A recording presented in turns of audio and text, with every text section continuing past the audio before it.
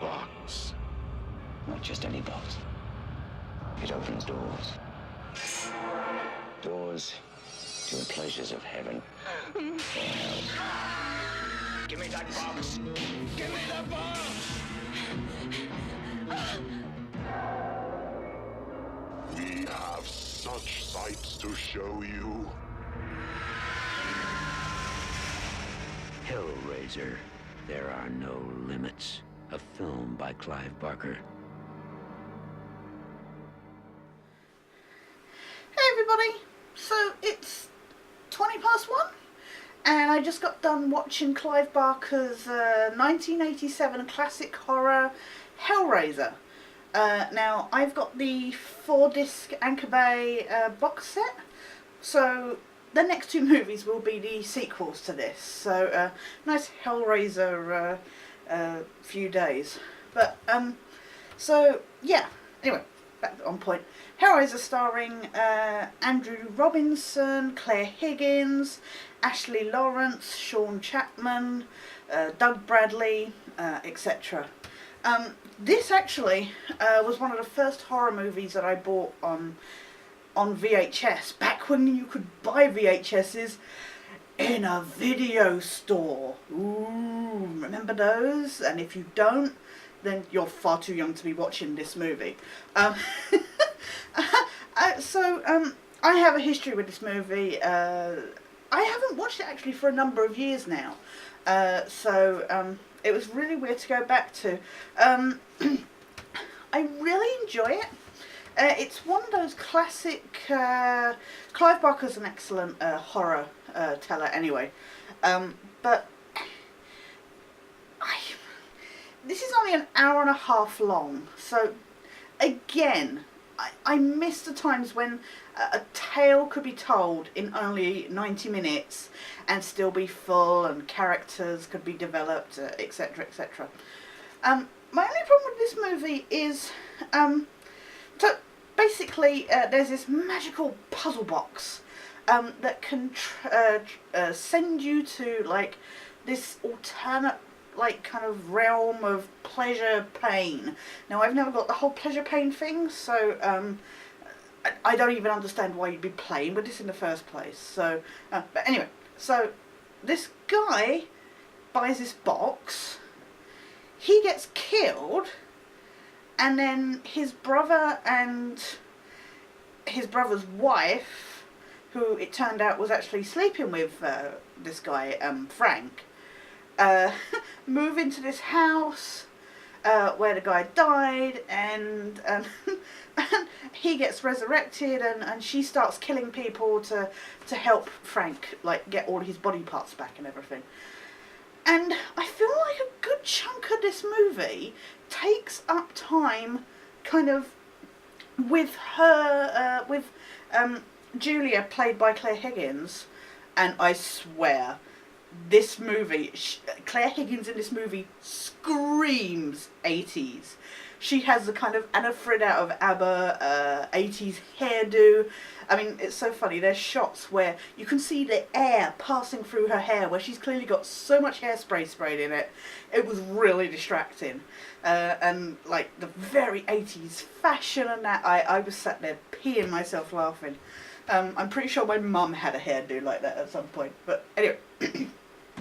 So, yeah, so there's a lot of time spent on her only getting like these 3 guys, taking them back, and killing them.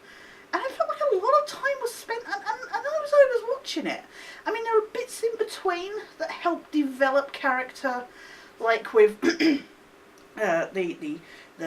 dead guy's brother, Larry, who I swear is the biggest dweeb ever.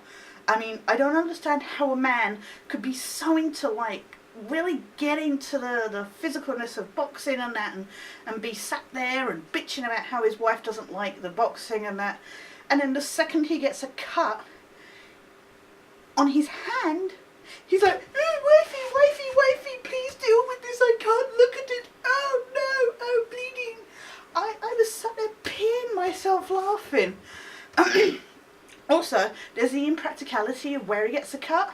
I'm pretty sure he should, from where he was stood, they're trying to move in, so they're moving into the house, and they've got these movers pushing, I don't know how much trouble could be made just to push a mattress upstairs, but they are pushing this mattress, which is like, I guess it's a divan one, and yet when you see the bed later, it's an actual like frame one, but the mattress is like this deep. I'm not even kidding. So anyway, they're pushing this up the stairs, and Larry gets a big cut on an old conveniently placed nail out of one of the stair posts, and he gets it on this hand, and yet from where he was stood, I'm pretty sure he should have got it on his left one. So that kind of bugged me. Also, at the very start of this movie, you see Julia having fantasies about this her brother's boy, her husband's brother. She's having these memories of when they were shagging and everything, and you know, she's keeping these secret photos that she's found, and in the first scene, he's being all seductive and that. And he gets this knife out and cuts the strap on her. Now, I thought it was her bra. And all I could think, I'm watching this film, and all I can think is, dude, do you realise how expensive bras are? Except then it turned out it was like a negligee, which then baffled me more, because I was just like, dude, they're even more expensive than bras. So I was completely, like, not thinking on track of the movie. That was completely distracting me. That's a silly point to make. But anyway, so those are the kind of things that are niggling me. But I felt so much time was spent on, like I say, Julia taking these men back to be killed so blood could bring back Frank. And I was just like, although there was the build up, like, you see what the relationship is between Larry and Julia, and Larry's daughter, Kirsty, I think it is, and what she's like and that. And I just felt like, although that was being built up, a big chunk of this movie was trying to do that, and then have the kind of sorry, my mind's gone blank. Have the killings, and yet at the back of it, you know, I'm sorry, it's on the packaging. Everybody knows Pinhead, and you're waiting for them to turn up. So Pinhead and Butterball and that, it's things called Cenobites, which kind of are like, they kind of run the torture zone, if you will. And I don't feel like they're properly explored or explained, or to deal with this puzzle box. And I feel like it's all kind of rushed in like the final part of the third act, when Julia finds out that her uncle is up in the attic, and you know, she finds the box, and she runs away, and she opens it, and the Cenobites turn up, and they're like, blah, blah, blah, blah. Nobody escapes us, and all that stuff.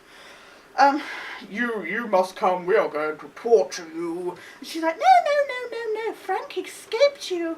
And I don't know what it is, but Ashley Lawrence in this, she just keeps making me think of Heather Langenkamp in Nightmare on Elm Street. But anyway, I felt like they were kind of rushed. Now, I do not know if they knew at the time that they made this movie, if they knew there was going to be a sequel to explain all that stuff. But I just felt like they were kind of crammed in at the end. That all said, I still enjoy this movie. There's those nitpicks. And also, the one other thing that baffles me, I still do not get the homeless guy. There's this homeless guy that keeps appearing to Julia when she's like working and walking around and that. And at the end, he's kind of shown as like this, I guess, keeper of the box. He turns into like this demon, and he flies away carrying the box. And I'm like, but how did he know to follow her? And I just felt like that was pointless. There could have been other ways of the box ending up back, you know, I mean, my God, if it had just magically disappeared itself, I wouldn't have been surprised. There was no need for the homeless guy, I guess, other than to be tense filling. And the other thing, there's a scene where a character dies near the end, and the character, for some reason, you know, they get stabbed, and then they just look really decomposed all of a sudden, and I didn't understand that, why that would be, if it was some kind of mystical thing or that. But anyway, other than that, I really like this film, and I know I've just kind of bitched about it, like moaning about technicalities and that, but like I say, there is character development. The story moves along relatively easily. I feel, you know, I hate Julia from the beginning. Andrew Robinson as Larry is just, it's funny for me because I've been watching Deep Space Nine recently, and seeing Andrew Robinson as Garrick is kind of bizarre. So to then watch him in this role again is kind of funny. But the acting is good. The 80s hairstyles are good. The set pieces are good, and the effects. Again, as I said yesterday, practical effects just awesome. Just with the puppetry, there's this one monster that like walks with its feet up above its head, and it goes down this hallway, and the puppetry on that must have been amazing.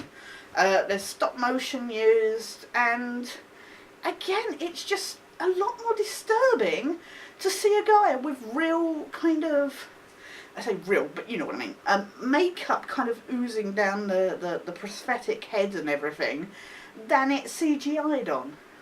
So it's really good in that way, and it's really engrossing, and again, for an hour and a half, it's a good watch. So I'm pretty sure if memory serves me right, I actually think 2 is better, but I guess I'll find that out tomorrow. But I do recommend, if you like 80s horror films, and especially if you do like that kind of Clive Barker genre, kind of Candyman and all that stuff, this is kind of along those lines. So I do actually recommend. I'd give it, I don't know, you know what, I said 7 out of 10 for Young Guns, and I kind of, this is better but not great.